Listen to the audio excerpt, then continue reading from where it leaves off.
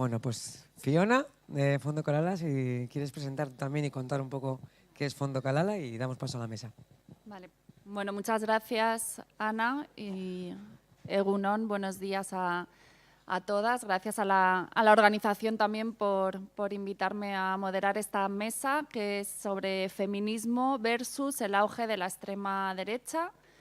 Yo vengo de Kalala, Fondo de Mujeres. Nosotras nos dedicamos al fortalecimiento del movimiento de mujeres y feminista, tanto en el Estado español como en América Latina, y eso lo hacemos entregando dinero, donaciones a colectivos de mujeres y feministas y también ofreciendo formación y oportunidades de articulación al movimiento. Ahora mismo tenemos 2 convocatorias abiertas, por si alguna os interesa. Una es para colectivos feministas de mujeres migrantes en el Estado español, que está abierta hasta el 6 de marzo, y otra convocatoria que es también en el Estado español para activismo seguro, para colectivos o activistas que estén siendo criminalizadas por defender los derechos de las mujeres o del colectivo LGTBI.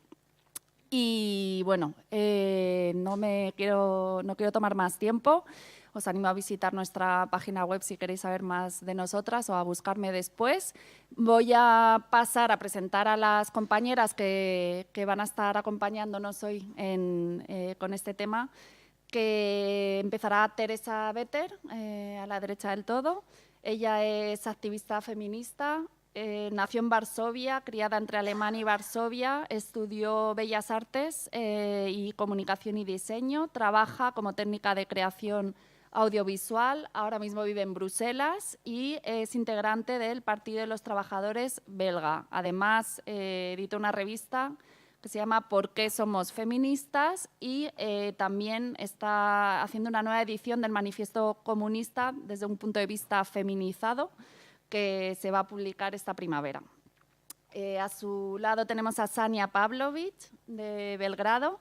Ella es activista feminista, trabaja en el Centro de Mujeres Autónomas, principalmente en los programas de defensa y protección frente a las violencias machistas y con especial atención a atender casos de violencia sexual. Además, es integrante de Mujeres de Negro y se describe a sí misma como desobediente del patriarcado, de la guerra y del militarismo. A mi lado tengo a Mariana Lupi, es licenciada en Filosofía por la Universidad de Sao Paulo y actualmente cursa un máster de Literatura Inglesa. Es activista tanto en el movimiento feminista como LGBT y militante del Partido Socialismo y Libertad. Está en particular en el área ecosocialista y también milita en Comuna, que es una organización de la Cuarta Internacional. Y a mi izquierda tengo a Nicoletta Salvi, de Non Una di Meno, es decir, Ni Una Menos, Italia. Ella es hija de una feminista, ha participado en el movimiento prácticamente desde que era un bebé y además es arquitecta. Me ha dicho que tengo que decir que ella fue la primera mujer que solicitó que en el sello profesional del Colegio de Arquitectura pusiera arquitecta en vez de arquitecto, que finalmente lo consiguió después de 8 años. Además, es música, me han chivado que luego va a ejercer también esa faceta suya, y presidenta de la asociación MOM, que quiere cambiar el concepto de familia tradicional. Y también es chamana, trabaja en el campo espiritual para destruir el patriarcado. Así que, sin más, vamos a dar paso a Teresa. Recordad que hay traducción, intentemos no hablar demasiado rápido. I'm going to speak in English, but I hope you all have your headphones to listen to the translation. First of all, I would like to thank you for the invitation, especially Ana, Lara, and Virginia, who were in constant contact with me and made this possible. Silvia Federici once said that we are seen as nagging bitches and not workers in struggle. I think that is a problem that women face all the time. You don't hear me? Apparently I'm not being translated.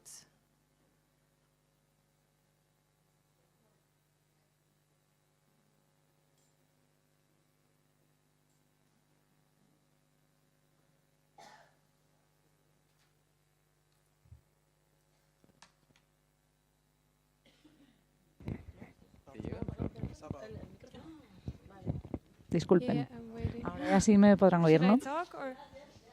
Yeah? Okay. Ahora sí. So she said that we are more seen Bueno, as nagging bitches Silvia than workers in struggle, Federici but we are dijo workers que in struggle, se nos ve and más we need como the feminist zorras molestas que perspective trabajadoras en la to lucha, make pero sí the que past somos human trabajadoras en la lucha y necesitamos esta perspectiva feminista para la lucha.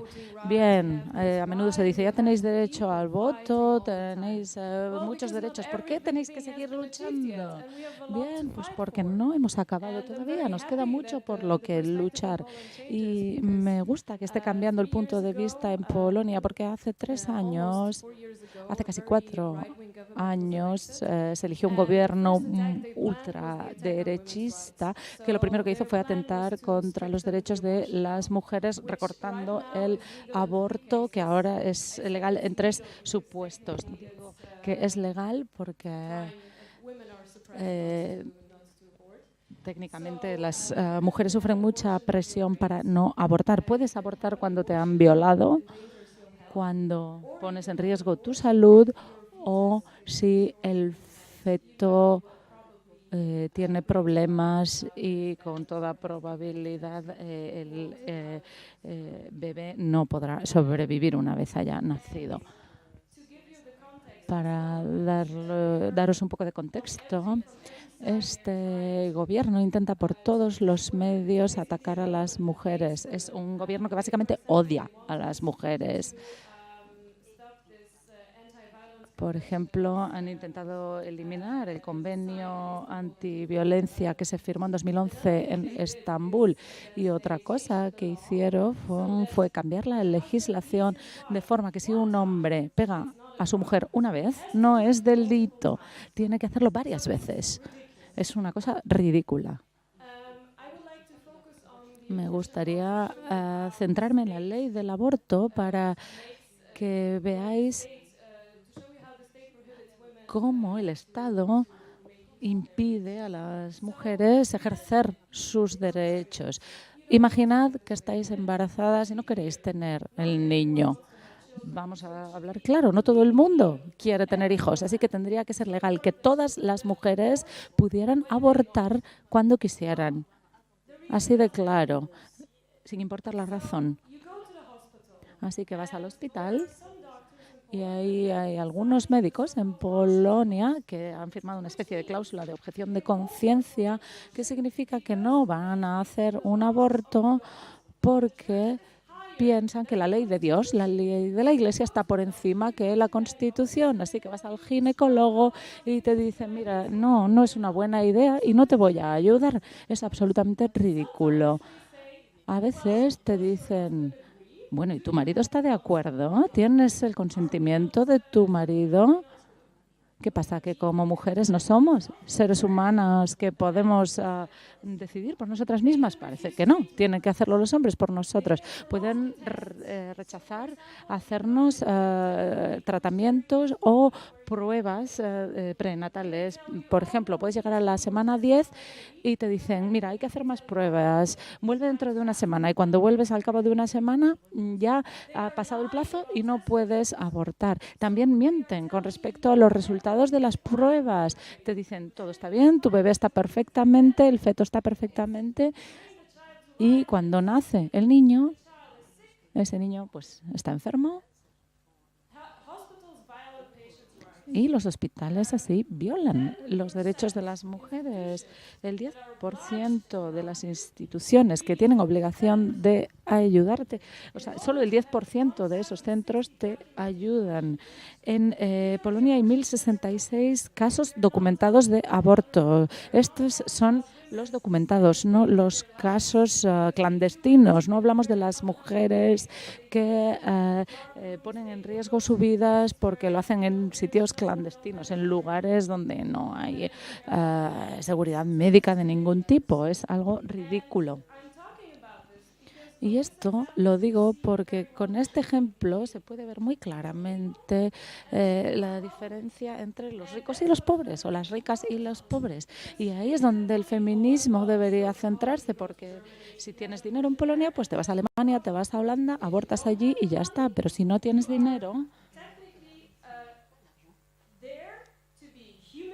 técnicamente te vas a quedar ahí, te van a humillar, vas a ser juzgada y vas a ser víctima de violencia de género por parte del sistema. Así que técnicamente en Polonia las mujeres están obligadas a parir.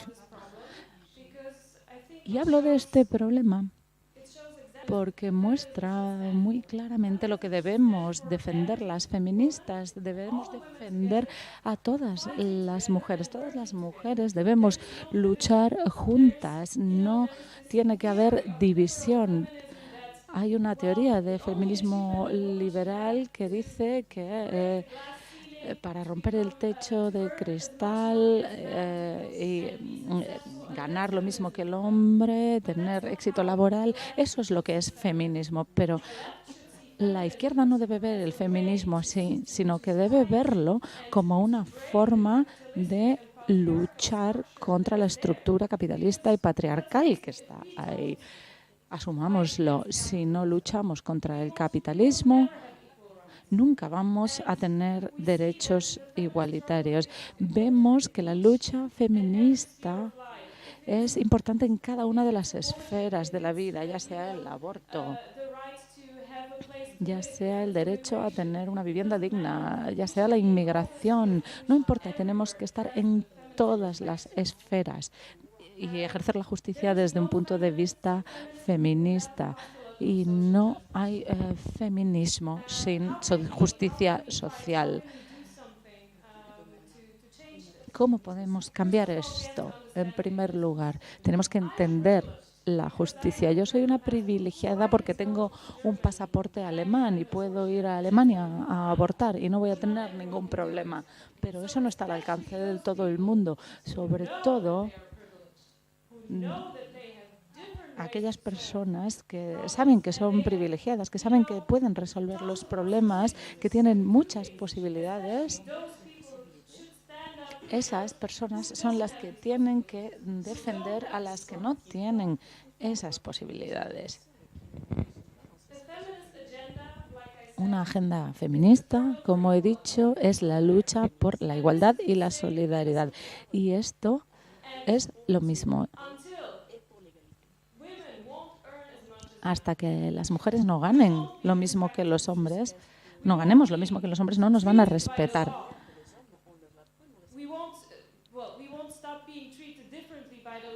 Hasta que la ley no nos trate por igual, hasta que no se oigan nuestras voces, hasta que no vayamos a la policía y digamos nos han violado y no nos respondan es que ibas en minifalda y vas provocando.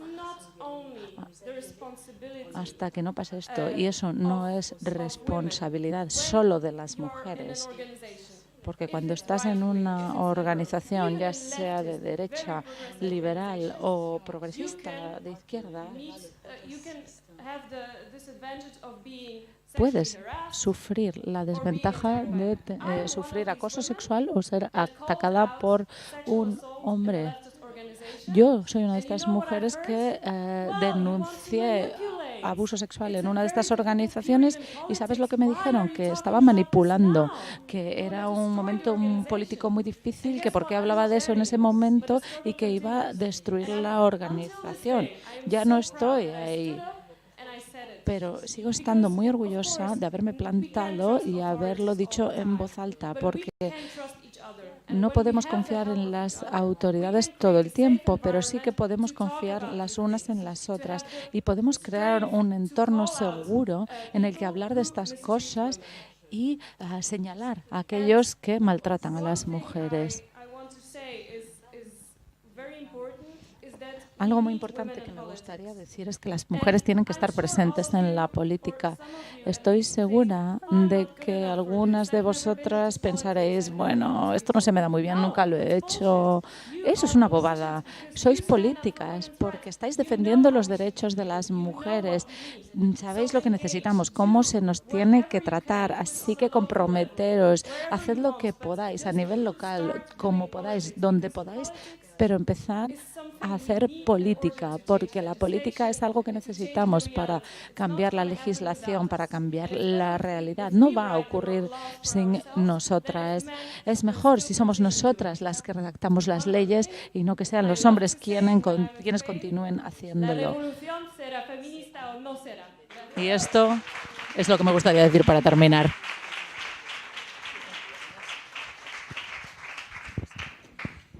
Gracias, Teresa, por tu valentía. Desde luego el caso de Polonia con la ley del aborto no es un caso aislado. Ya aquí recordamos el intento que hubo en 2013 por el exministro Gallardón de reformar la ley del aborto. En Centroamérica, por ejemplo, donde trabajamos nosotras, el aborto está totalmente prohibido en varios países y esto no era así hace unos años. Ha sido producto pues, de la influencia de grupos antiderechos fundamentalistas que han conseguido este cambio. Y de hecho quería citar a Morena Herrera, que es una feminista muy reconocida de El Salvador, que dice que las fuerzas conservadoras han tomado los derechos y las libertades sexuales y las políticas de género como el nuevo campo de batalla ideológico para avanzar posiciones y conquistar el poder. Así que tenemos que estar muy alertas porque no son hechos aislados, sino estrategias a nivel global. Y doy la palabra ahora a Sania. Gracias a todos, gracias por venir y por estar escuchando y por intercambiar ideas. Vengo de Belgrado, de Serbia, del Centro Autónomo de Mujeres, como ya hemos dicho, pero aquí estoy en representación de las mujeres de negro.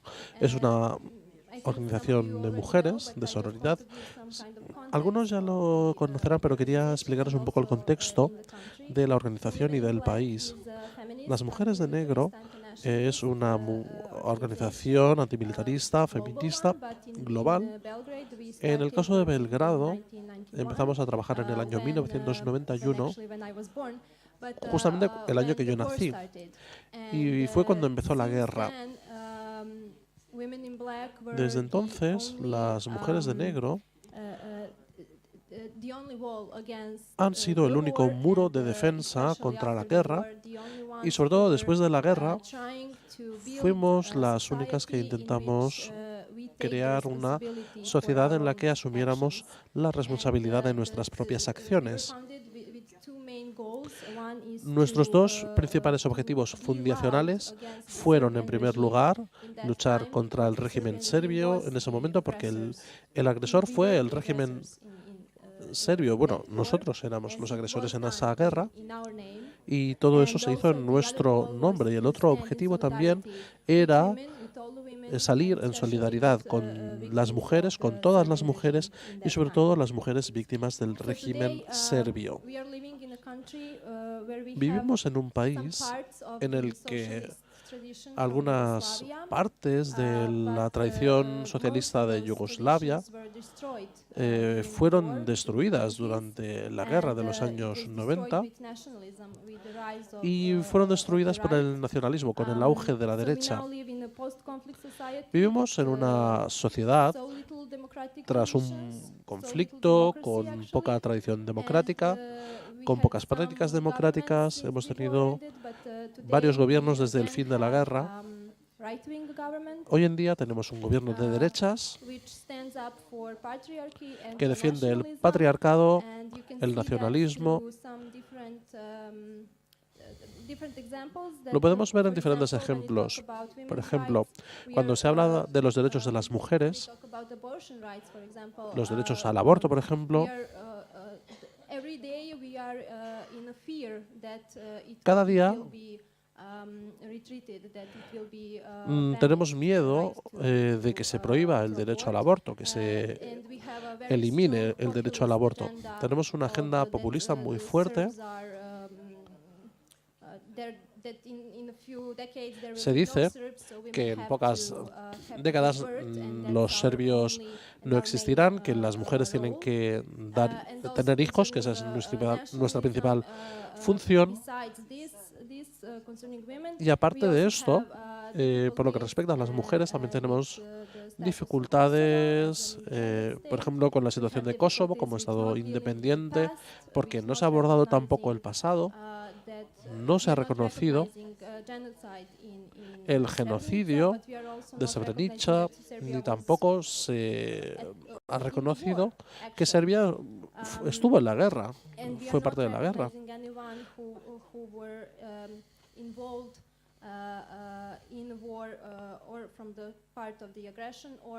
Ni tampoco se ha reconocido tampoco a nadie que se opuso a la agresión. En cierto modo, nosotros hemos sido las únicas que hemos luchado contra esta militarización, contra este ataque a los derechos de las mujeres en este nuevo contexto nacionalista. Lo mejor del movimiento feminista, aunque somos un movimiento pequeño, es que somos fuertes. No solamente nos centramos en las mujeres, sino que nos centramos en todos los grupos minoritarios. Como hemos comentado durante la pausa para el café, realmente no tenemos a la izquierda, no hay partidos de izquierda, hay algunas iniciativas, algunas organizaciones, algunos grupos, pero todo a muy pequeña escala. Las feministas están haciendo muchísimo trabajo.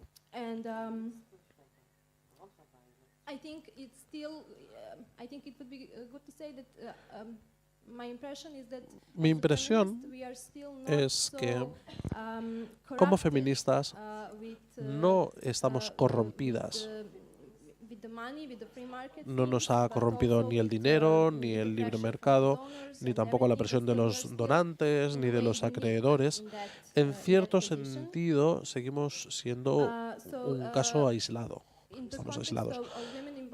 En el caso de las mujeres de negro, como feministas y defensoras de los derechos de las mujeres, pero no en exclusiva, debo decir que no hay demasiada distinción entre las organizaciones de derechas y el gobierno de derechas. De 2014 a 2018 hubo 14 ataques a las mujeres de negro durante nuestras manifestaciones en la calle, los actos conmemorativos y también en nuestras acciones de lucha por una vida mejor. Estos 14 ataques fueron denunciados, pero ninguno ha recibido ningún tipo de castigo. Ninguna de estas denuncias ha tenido ningún tipo de repercusión. Teníamos la impresión de que antes de 2014, la Unión Europea, dado que estamos en el proceso de adhesión a la Unión Europea, teníamos la impresión, como digo, de que la Unión Europea daba apoyo a los promotores de los derechos humanos en Serbia. Tenemos la sensación de que esto ha cambiado en los 2 últimos años, ha cambiado mucho. Creemos que tienen algún tipo de acuerdo con el gobierno y que este tipo de ataques los quieren dejar al margen y no quieren abordar los ataques a los defensores de los derechos de las mujeres. Quiero recalcar en este contexto que nosotras como feministas somos las que estamos más expuestas como feministas, como defensoras de los derechos de las mujeres, como aquellas que somos las que estamos intentando abordar el pasado también, como aquellas que estamos tratando los temas LGTBI y también las que nos enfrentamos al patriarcado y a la opresión de la mujer. Así que sí, en ese sentido, somos un muro de contención, nuestros cuerpos, nuestras voces, en la esfera privada, en la esfera pública, somos el muro de contención del fascismo y de la derecha que proviene tanto del Estado como de la sociedad. Quería añadir que cuando estaba preparando esta presentación,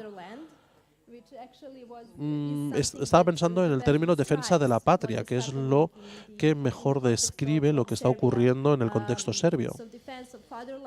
La defensa de la patria es algo que hace el gobierno de derechas y las organizaciones de derechas de 3 formas diferentes. Por una parte, con Kosovo.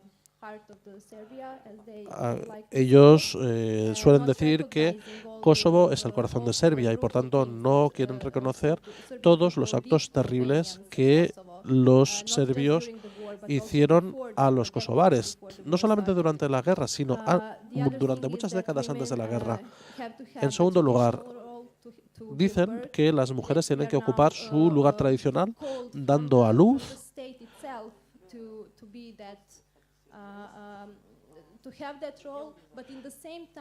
El Estado no nos lo dice abiertamente, pero tenemos un gobierno en cierto modo libertario que piensa más en el libre mercado y que está luchando contra los derechos sociales. Reducen los ingresos de las madres primerizas, por ejemplo.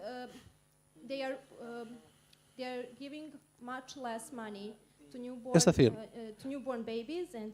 destinan mucho menos dinero a los neonatos y a las madres primerizas y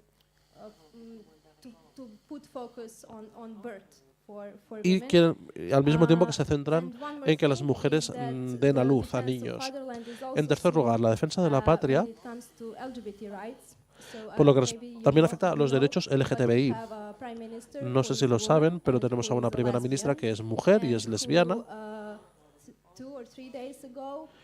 que hace 3 días su pareja tuvo un hijo y tenemos un país en el cual la primera ministra no puede ser madre de ese hijo. Es decir, su pareja por ley es simplemente su compañera de piso, nada más.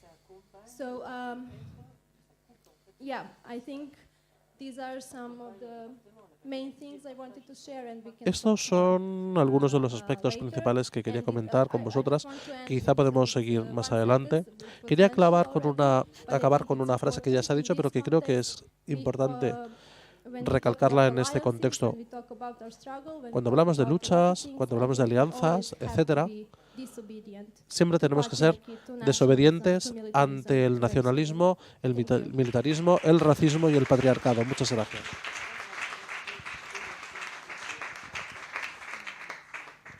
Gracias, Ania, por tu desobediencia y bueno, me alegro también de ver gente joven en ese movimiento de mujeres de negro que fue pues y es muy inspirador fuera de Serbia.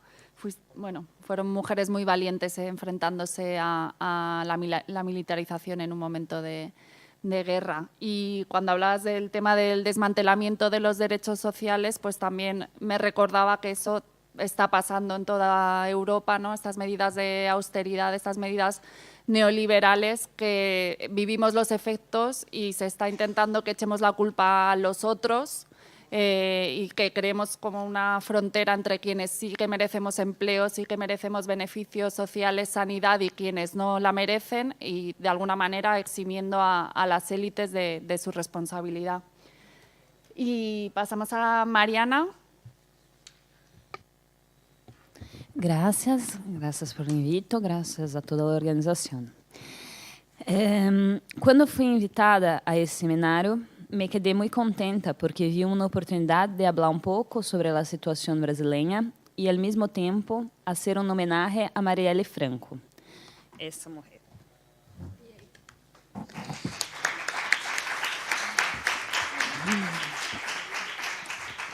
Marielle sintetiza muchos elementos de nuestra coyuntura y de nuestras luchas. En el día 14 de marzo se completará un año desde la ejecución brutal de Marielle, concejal del PSOL, Partido Socialismo y Liberdad, en Río de Janeiro. Se llevó varios disparos cuando salía de una actividad en el centro del Río, que pasaba por una intervención militar debido al caos de la seguridad pública. Hasta ahora no sabemos exactamente quién mató ni quién mandó matar a Marielle, pero el poco que las investigaciones avanzaron apuntan a la participación de las milicias, grupos paramilitares que disputan territorio con el narcotráfico y están formados por ex-policías militares con fuertes relaciones con nuestras élites políticas y económicas. Para mejor comprensión, las películas Tropa de Élite son interesantes.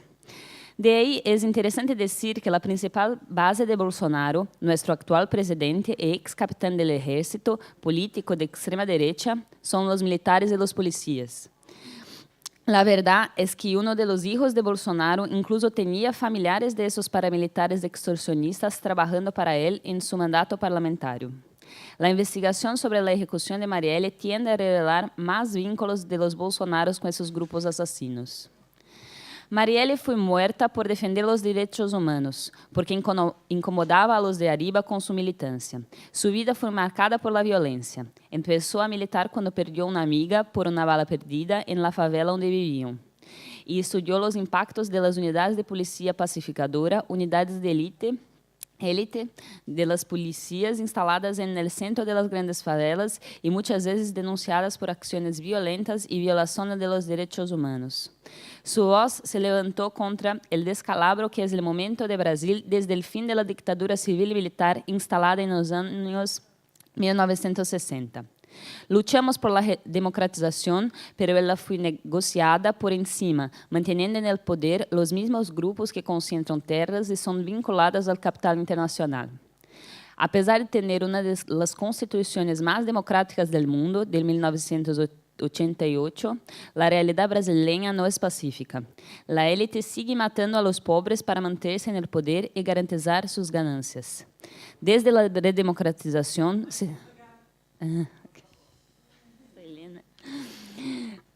Desde la redemocratización, se acercan 50 los casos de matanzas, masacres y muertes arbitrarias llevadas a cabo por agentes de seguridad, algunas de las cuales con gran cantidad de muertos o requintes de crueldad, como la masacre del Dorado de los Carajás y la masacre de Carandiru. En relación a los crímenes ambientales, que también matan mucho en Brasil, porque las élites superexplotan nuestro medio ambiente y mercantilizan nuestra naturaleza a partir de la venta de recursos para la iniciativa privada, particularmente la internacional. Hay los más recientes de la empresa Vale en las ciudades de Mariana y Brumadinho. En la ciudad de Brumadinho, en 2019, ambos ligados a la minería, en que cientos fueron muertos debido a la codicia de algunos. El cotidiano de las favelas y periferias brasileñas es de violencia, como de violencia es el cotidiano brasileño desde la colonización. Hoy usamos la palabra genocidio, no solo para la masacre de las poblaciones originarias, que siguen siendo muertas y están cada vez más amenazadas bajo el gobierno Bolsonaro. Pero também chamamos de genocídio el assassinato cotidiano de pessoas negras em las periferias de Brasil devido a uma política de guerra às drogas que se extiende por Latinoamérica como forma de controle e de extermínio social. Por isso, luchamos por la legalização das drogas e por la desmilitarização de nossas polícias. ¿Y qué tienen las mujeres a ver con eso? Marielle lo sabía. Atendía a familias de víctimas de violencia policial e incluso de policías muertos en la guerra contra facciones criminales. La mayoría de los muertos e encarcelados son jóvenes y negros, lo que significa en la práctica negar a muchas mujeres negras el propio derecho a la maternidad. Esas madres se vuelven militantes contra la violencia policial. Ellas sufren también con las humillaciones si quieren visitar a sus hijos en nuestras prisiones superpobladas.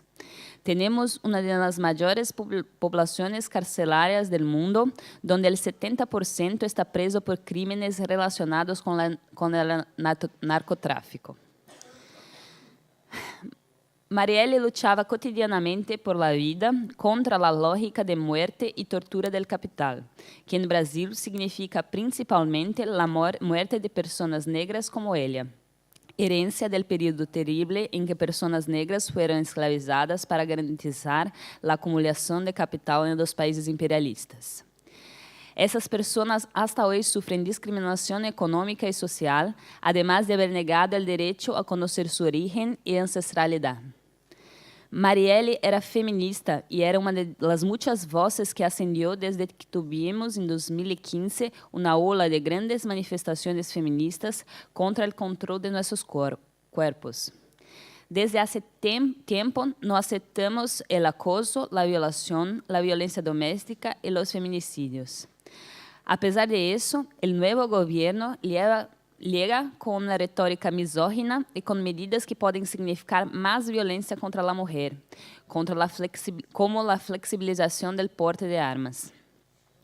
Marielle era feminista, defensora del derecho al aborto, y llegó a proponer un proyecto de ley para garantizar que el aborto pudiera ocurrir en hospitales públicos en los casos que ya es legalizado en Brasil. Son los casos de violación, riesgo de vida para la madre y anencefalia, lo que aún no ocurre. Eso porque en Brasil muchas mujeres mueren en abortos clandestinos, fundamentalmente las más pobres, que no tienen cómo pagar clínicas legales. Por ella, seguimos en la lucha por aborto legal, seguro y gratuito. Marielle creía en la fuerza del amor contra el odio. Era compañera de una mujer, Mónica, que desde su muerte ha militado reivindicando respuestas. Llegó una duda en el movimiento si debíamos tratarla como lesbiana o bisexual. Ella se presentaba de las dos formas y tuvo un hijo con un hombre. Pero de todos los modos, se convirtió en un símbolo de la lucha de las mujeres lesbianas y bisexuales por reconocimiento, derechos sociales y por el derecho de amar. Ella fue tema de la última marcha de mujeres lesbianas y bisexuales de São Paulo y será tema de muchos de los actos del 8M de ese año. No cuesta recordar que uma das primeiras medidas de Bolsonaro foi sacar a pauta LGBTI da Secretaria de los Derechos Humanos. Ele também se elogiou com discursos e apoios que consideram nossa sexualidade uma aberração. Marielle também tinha uma concepção de feminismo que abraça as mulheres transexuais e travestis em todos os espaços. Isso é muito importante porque Brasil é o país que mais mata as transexuais no mundo. Se trata de uma população com baixíssima expectativa de vida, 35 anos, e que está em sua maioria em situação de prostituição, quase 95%. Só recentemente conseguimos alguns direitos básicos e visibilidade para essas pessoas. A primeira diputada trans foi elegida em outubro por el PSOL. Pero agora, as pessoas trans correm o risco de que haja mais retrocessos, además de la violência contra elas que tiende a aumentar com a ola de ódio que a ascensão de Bolsonaro desencadenou. Por último, me gostaria de dizer que Marielle era del PSOL, Partido Socialismo e Liberdade. Isso não significa que eu estava de acordo com ela em todo. Al final, o debate interno é vivo em nosso partido, lo que é muito bueno e nos hace avançar. Pero significa que, se ela hacía las luchas por las mujeres, por el pueblo negro, por las personas LGBTI, ela lo hacía bajo una perspectiva socialista, entendiendo que necesitamos transformar la vida de las personas, pero que para esa transformación sea real, necesitamos transformar el mundo, pues el capital necesita oprimir y superexplotar para sostener su sistema de ganancia. Marielle hacía la crítica completa de ese sistema. E hoje, eu e minhas companheiras nos sentimos obrigadas em cada uma de nossas lutas a fazer justiça a seu nome. Marielle Franco, presente.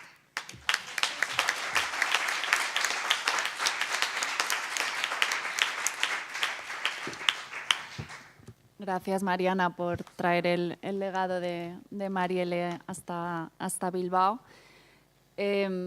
Pensando en Bolsonaro y en su política ambiental, me ha recordado un artículo de Yayo Herrero que nos enviaron para preparar esta mesa, que se llama Límites, Fascismo Territorial y la Derecha sin Complejos, en el que decía que en el Estado español el 80% de la energía y el 75% de los minerales vienen de América Latina y de África, y explicaba que el capitalismo supone despojo a los pueblos, a los territorios y criminalización de las resistencias. Esta tarde tendremos a la compañera de Guatemala, defensora del territorio, y explica Yayo que la extrema derecha es un cómplice necesario para mantener el orden en este contexto. Pasamos a la última intervención. Nicoleta, tienes una presentación. No sé si estos focos se pueden apagar o se ve bien la pantalla. Gracias, Nicoleta, cuando quieras. Sí, voy a hablar antes de la luz. Egunon, buenos días. Yo no soy periodista, soy música, así que tenéis un poquito de paciencia con todo ese ordenador y eso. Hablamos de derecha y en Italia hablamos de fascismo, porque el fascismo nació en Italia y nunca murió. Se mantuvo caliente bajo las cenizas y ahora se está reavivando. El fascismo de hoy no es diferente de lo de ayer. La filosofía es la misma y siempre ha encontrado una amplia aprobación en el país. Los temas son siempre los mismos, pero hoy hay además el tema de la inmigración que ofrece una oportunidad muy rica y gustosa para que los fascistas de hoy los reiteren con más fuerza. Y lamentablemente en Italia no hay una alternativa fuerte a la derecha, porque los partidos de izquierda fueron atravesando una profunda crisis en los últimos años hasta que hoy en día no hay un partido de izquierda fuerte en contra de la derecha. Entonces el movimiento feminista es uno de los pocos que realmente hace una oposición y, como decía la compañera antes, es muy puro, no tiene relaciones con el dinero y tal. No tiene dinero, básicamente. Ese es el problema. Y el feminismo en Italia, entonces, lo que está haciendo, lo que está intentando hacer es unirse a los movimientos de izquierda, como asociaciones, movimientos independientes, escuelas, cooperativas, que aún logran sobrevivir y que son los únicos que resisten al avance de la derecha. Y lo hacen actuando en los territorios, trabajando, haciendo cosas y promoviendo iniciativas. Que no pierden el tiempo en hablar y hablar sin hacer nada, como lo hacen los partidos, sino que están en contacto con la realidad.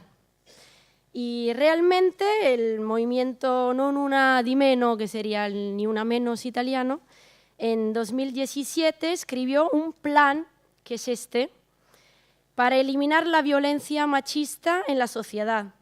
Este es un trabajo muy, muy bueno, un trabajo de más de un año que vio la colaboración de miles de mujeres de todo el país reunidas en mesas de trabajo sobre 9 diferentes temas: trabajo, escuela, inmigrantes, sexismo, espacios libres y muchos más. Una escritura de múltiples manos y múltiples cabezas que demuestra cómo las mujeres logran conectarse en red y colaborar activamente, creando cosas, porque las mujeres crean. Y si lo queréis, está en la web, es muy, muy bueno, lo podéis descargar. Y ahora, pero voy a hablar de cómo los machistas se organizan. Y por eso necesito la pantalla, porque me gustaría enseñaros realmente las caras de esta gente que actúa en Italia, porque también las caras es muy importante. Vamos a ver, empezamos por este hombre, porque el 1 de junio de 2018 en Italia nació un gobierno formado por 2 fuerzas de coalición. La derecha, representada por el partido Lega, que reúne fascistas, personas de derecha, exaliados de Berlusconi, liberales, católicos, secesionistas, revolucionarios y muchos más. Porque en Italia existe un fuerte contraste económico y social entre el norte, que es muy rico, muy productivo, muy eficiente, y el sur, que es muy pobre, sin infraestructura, se ha quedado un poquito hacia atrás. Y la nueva derecha está utilizando esto en su favor, porque el partido ese Lega antes se llamaba Lega Norte, porque quería dividir el país, quería la independencia de todo el norte de Italia.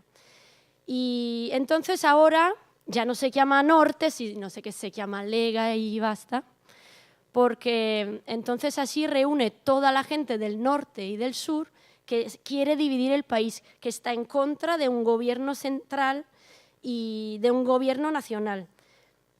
Hace un siglo también el fascismo de Mussolini reunía personas que querían revolucionar el país contra los viejos partidos. Entonces es la misma historia que se repite. La gente va buscando otra vez un líder fuerte como el dictador Mussolini. Y ahora tiene ese tío de aquí. Se llama Matteo Salvini y lo llaman el capitán. Este tío ha asumido el cargo de ministro del Interior y también es vicepresidente. Bueno, otro partido que se ha aliado con este es el Movimiento 5 Estrellas y su líder es Luigi Di Maio.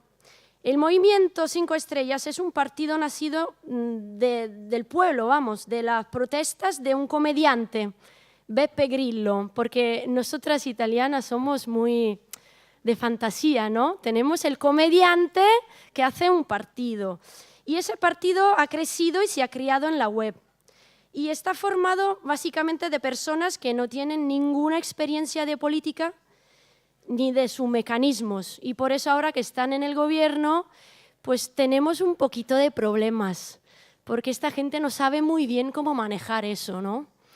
Cómo conducir un coche sin tener carnet. Y entonces está un poquito todo parado. Bueno, tenemos unos problemillos. Y este tío es ministro laboral y también es vicepresidente, porque tenemos dos vicepresidentes. El presidente de verdad es este, se llama Giuseppe Conte, pero es un títere más que nada. Bueno, y esos tres, así tenemos tres, están gobernando el país y en pocos meses ya se empezó a entender los objetivos del gobierno. Básicamente fueron las mujeres y los inmigrantes. Hablando de mujeres, pues fue la defensa de la familia tradicional, defensa de los valores cristianos, del matrimonio heterosexual, de la reproducción, la tasa de natalidad y las mujeres que tienen que ser madres y no tienen que trabajar, tienen que estar fuera del mundo laboral ese pagado, sino que tienen que trabajar en casa. Y hablando de inmigrantes, pues la defensa de la seguridad nacional, antaño esa defensa era referida a las fronteras nacionales, pues hoy en día está relacionada con la migración.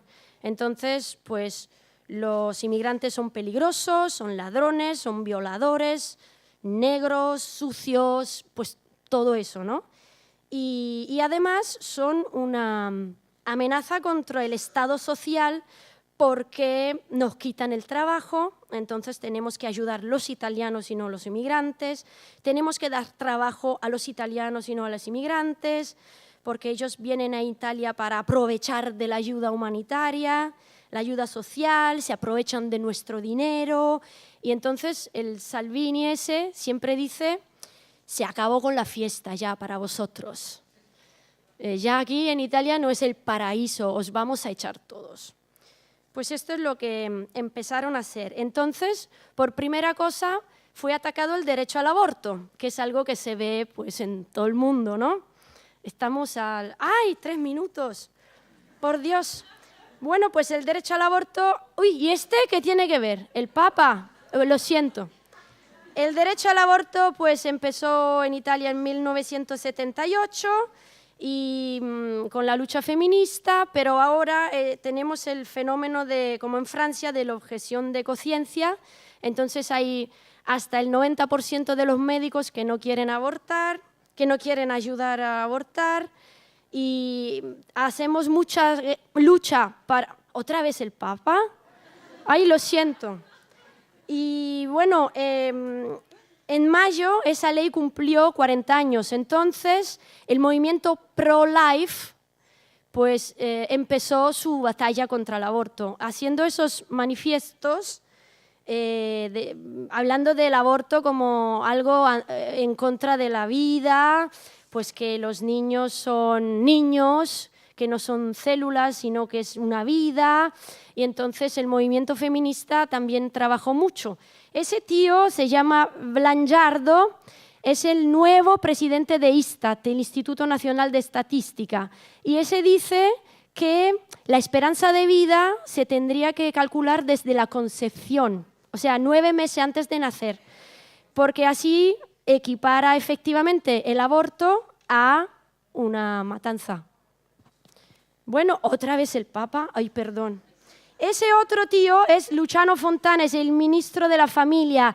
Ese hombre viene de la ciudad de Giulietta Romeo, de Verona. Fue alcalde allí y tal, y está promoviendo la familia tradicional y el movimiento pro-life.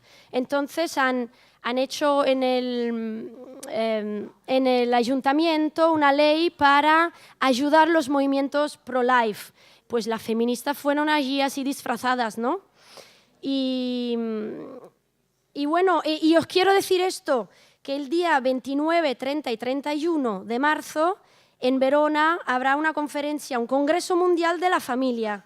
Y allí van a haber pues, todos los vicepresidentes y los presidentes que tenemos, el ministro ese y además el patriarca de la Iglesia Católica Siria, el ministro de la Familia húngara, el presidente de Moldavia, bueno, mucha gente muy simpática que va a hablar de la familia europea, cómo las quieren así tradicional. Y bueno, esto es el manifiesto con esa niña que no se sabe muy bien dónde quiere ir. Pobrecita, no se entera todavía. Pues, hoy otra vez el Papa, lo siento. Este otro tío muy, muy guapo es el Simone Pillon, es el ministro de la familia y ha hecho una nueva ley, bueno, la quieren hacer, nosotras estamos luchando contra eso, una nueva ley para defender la familia tradicional. Y bueno, es una ley prácticamente inconstitucional porque viola las leyes internacionales contra la infancia, pero estos quieren hacer esta ley por fuerza, pero vamos a luchar. Tenía un video también muy guapo, pero no sé si tenemos el tiempo. Lo vais a ver en el sitio. Lo vais a ver en ese sitio web muy guapo de todas las feministas de Roma, así disfrazadas, y tenemos también la papessa con su gorro que hace un discurso muy bueno contra ese Pillon. Y bueno, pues estas son los panfletos. Otra cosa para la inmigración es esta ley, el decreto Salvini. Este pasó, lo siento mucho. Es una ley muy mala contra la inmigración que ha tenido la abolición de la protección humanitaria, ha reformado la ciudadanía, bueno, un montón de cosas muy, muy malas. Esta ley pasó, y aunque hemos hecho manifestaciones y todo contra esta ley. Y lo que está haciendo ahora ese ministro es una batalla contra los desembarques de migrantes en Italia, porque sabéis que en Italia llegan esos barcos.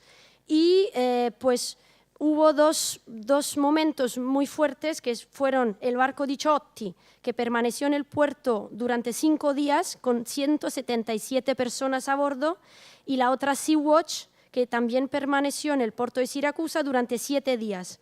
Por la incautación de la nave Diciotti, el ministro ahora se va a enfrentar a un juicio penal, aunque ahora parece que no pueden proceder porque tienen la inmunidad parlamentaria.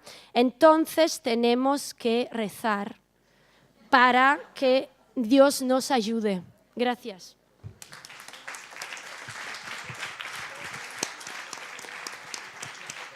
Muchas gracias, Nicoleta, por también el traernos el sentido del humor, que es muy importante en estos tiempos. Sí que os animaría a que cuando hablamos de esos grupos que se llaman a sí mismos pro vida, pro life, que no les llamemos así porque no están a favor de la vida, más bien todo lo contrario, que les llamemos antiderechos o grupos fundamentalistas, que por cierto en las elecciones anteriores, en las municipales, a mí me llegó a mi buzón un papelito de Hazte Oír, que es uno de estos grupos aquí en el Estado español, y tenían como toda su agenda, pues por ejemplo, aborto, libertad religiosa, familia tradicional, y señalaban con rojo, amarillo, verde, como un semáforo, si estaban de acuerdo o no con la postura de todos los partidos que se presentaban a las elecciones en ese tema.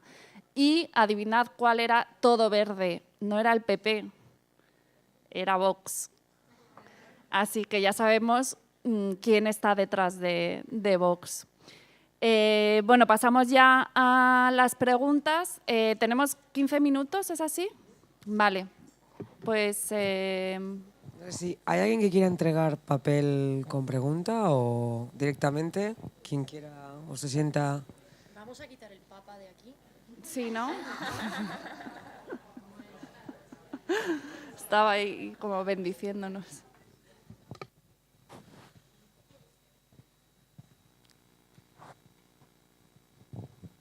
¿Cómo? ¿No hay preguntas o no hay...? O reflexiones, no tiene que ser pregunta en sí, sino... Marta. Bueno, que lo iba a dar por escrito, pero es para la compa polaca. Si tiene, bueno, polaca alemana, ¿no? Y pues, Teresa, vale, pues si tienes memoria de una serie de, bueno, una huelga general de mujeres que se hizo en Polonia, pienso, a favor del aborto y eso, si nos podrías contar algo y un poco si este 8 de marzo se va a recordar aquello o qué.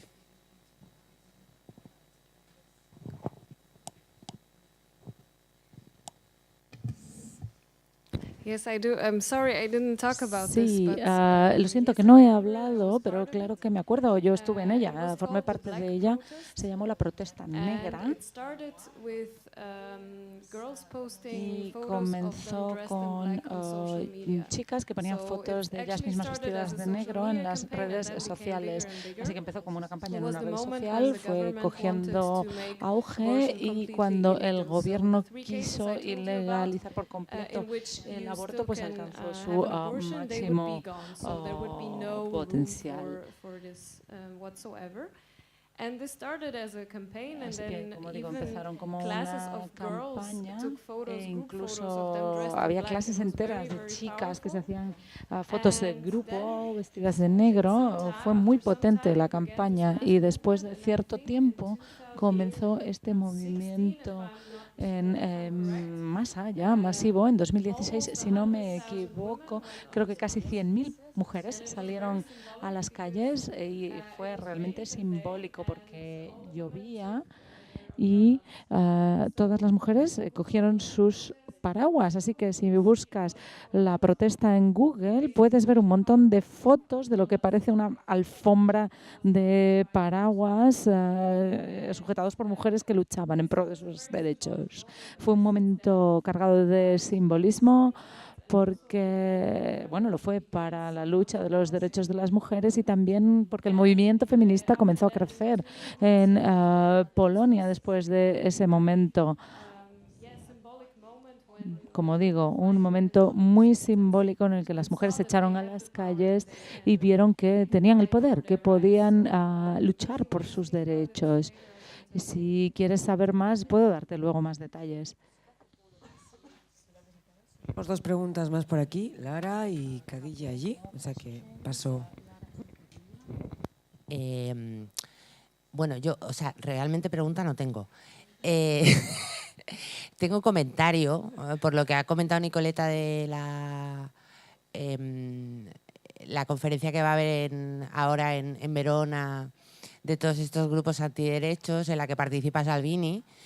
Y por hacer un poco una crítica también un poco a lo que es la Unión Europea, ¿vale? A esa conferencia confirmó la asistencia Tajani, que era el presidente, que es el actual presidente de la Unión Europea, o sea, del Parlamento Europeo, y el intergrupo LGTBI del Parlamento Europeo le tuvo que mandar una carta para que se echara para atrás. A mí es que esto me parece muy simbólico, ¿vale? Porque, o sea, en este retroceso que se está viendo a nivel mundial de nuestros derechos, pues, bueno, como hay todavía hombres disputando el poder en esas instituciones y bueno, que al final pues no ayudan, ¿no? Y nada más.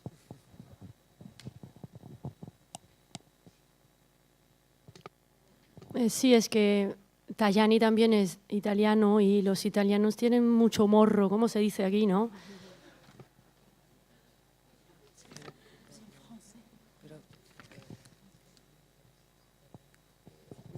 Una pregunta a los traductores, ¿nos ayudáis? Si ella hace la pregunta en francés para traducir al resto de la sala, porque es que yo no sé leer francés, y si no, o si le leéis la pregunta. D'abord, merci, c'était très intéressant. Vous avez dit que la gauche est faible et des fois elle est inexistante. Et le féminisme en souffre parce qu'il perd un allié. Est-ce que vous pensez que le féminisme peut contribuer à renforcer la gauche ou à faire renaître la gauche? Si oui, comment? Sinon, pourquoi? La respuesta es sí, ¿cómo? Y si no, ¿por qué?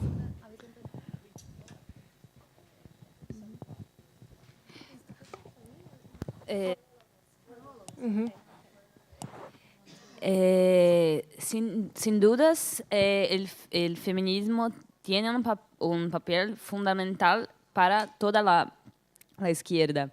En Brasil vemos que las nuevas manifestaciones, la juventud es muy feminista y a partir de eso tiene una conciencia más a izquierda.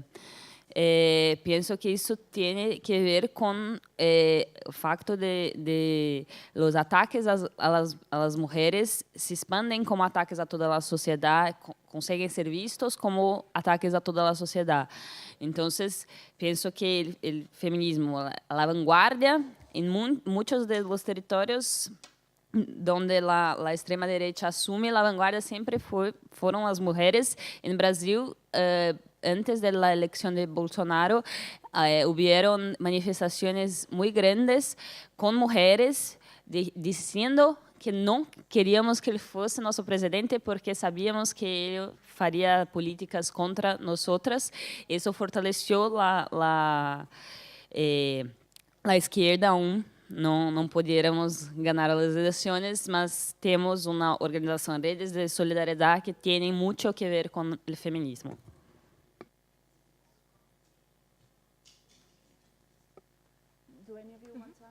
Yes, I would like to. Well, I think that it's a big mistake. Sí, creo que es un gran error ver la agenda feminista separada, al margen de la agenda de la izquierda, porque cuando luchamos por la justicia social, el feminismo está en todas las esferas de la vida, en todos los ámbitos de la vida. Cuando luchamos por un salario igual, vemos que a las mujeres les cuesta el doble que a los hombres. A mí me gustaría, sería mi sueño ver que en cada lucha que tengamos, ya sea una lucha por una vivienda a un precio razonable o una inmigración segura o la lucha en contra del racismo o la xenofobia, que el feminismo sea parte de todas esas luchas. Yo creo que el gran error es verlo al margen, porque el feminismo también es una solución para esas luchas. Solo si resolvemos estos problemas juntos, luchando, representando también a la clase trabajadora, a las personas que han sufrido discriminación, solo entonces podremos lograr algo. Creo que es muy peligroso aislar o separar nuestras batallas de las demás, porque tienen que ir juntas, están conectadas. Si las desconectamos, no lograremos nada.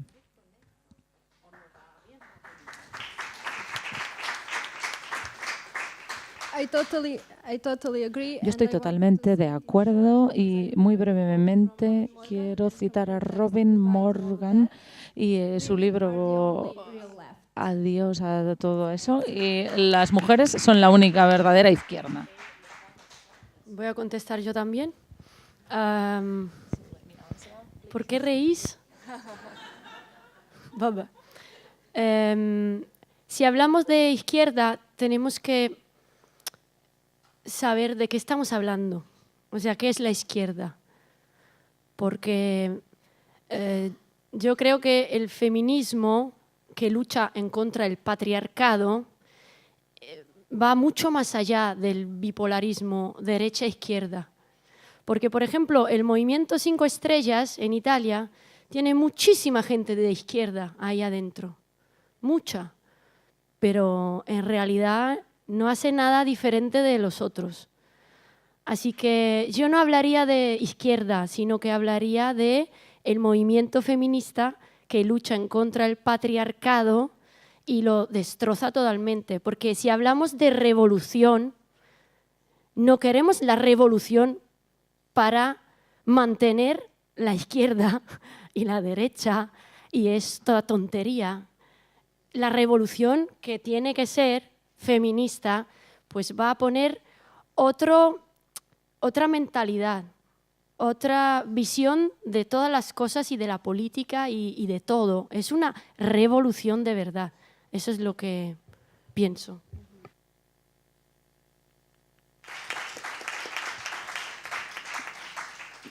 ¿No hay más preguntas? ¿No? Vale, pues para cerrar... Tiene hambre, sí. Vale, pues para cerrar voy simplemente a recoger una frase de cada una y nos vamos a comer. Teresa nos ha recordado que tenemos mucho por lo que luchar aún. Sania, que lo debemos hacer desde la desobediencia al patriarcado, a la guerra y al militarismo.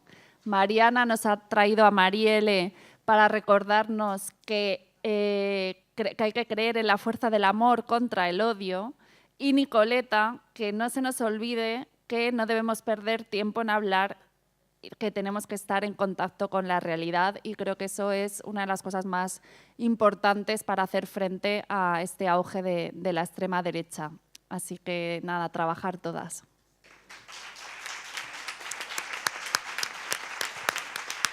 Pues